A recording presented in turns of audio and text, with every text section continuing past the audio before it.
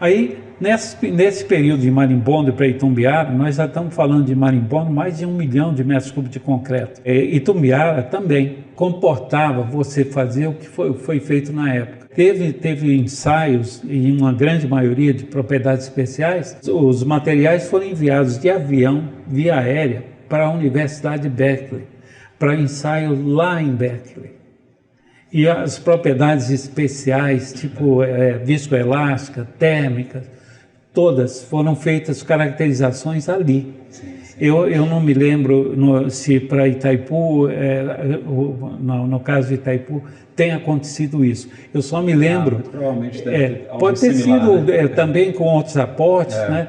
Depois, eu imagino que mais para frente o Andriolo pode contar para nós essa história muito bem, porque ele é o dono de toda aquela tecnologia que foi lá implantada em Itaipu, que é muito interessante, muito mesmo interessante. A gente vai falar mais alguma coisa mais adiante. Sim.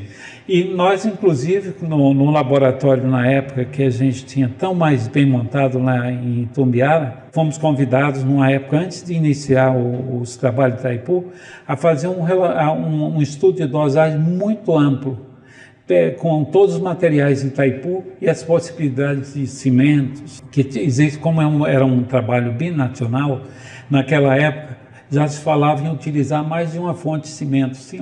Eu acho que eram 5 cimentos nós estudamos, 2 ou 3 brasileiros e 2 estrangeiros que tinham do outro lado do Paraguai.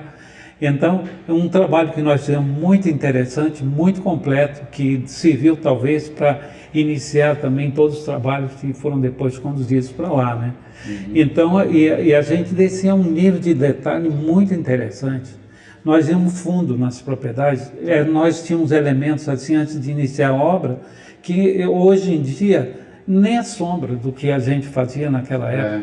Então o projetista, ele tinha todos os elementos que ele precisava para ele chegar nas melhores condições e a gente ter realmente segurança no projeto a ser desenvolvido, porque tudo era muito bem estabelecido com base em propriedades. Até para você determinar frios, né?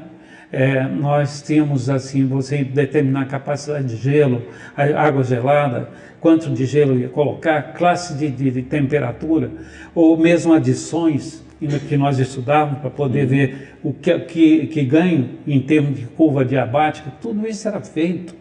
Nós tínhamos câmara adiabática para determinar a elevação adiabática de temperatura. Ou seja, naquela época investia de ir na profundidade de todas as propriedades, tudo era no mínimo detalhe. No mínimo detalhe antes da gente começar a obra e com tempo suficiente para você fazer as implantações do que fosse necessário em termos de projeto. Hoje a gente não tem tudo isso.